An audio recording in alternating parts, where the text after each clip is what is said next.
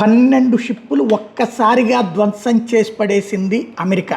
ఇరాన్కి సంబంధించినటువంటి యుద్ధ నౌకల్ని వెంటాడి వేటాడి ధ్వంసం చేస్తుంది. అందులో తాజాగా 12 షిప్స్ని ధ్వంసం చేశానండి. నిన్నటిదాకా 44, ఇప్పుడు ఇదొక 12, 56 షిప్పులు ఇప్పటిదాకా ధ్వంసం చేశాను. మరి ఇంకా ఎన్ని షిప్పులు ఉన్నాయో తెలియదు ఇరాన్ దగ్గర.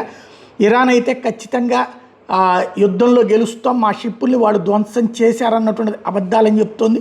కొన్ని విజువల్స్ని అమెరికా చూపెడుతోంది. అయితే 1-2 షిప్స్ ధ్వంసం అయితే వాటినే మల్టిపుల్గా చేసి చూపెడుతున్నారన్నటువంటిది ఇరాన్ చెప్తోంది.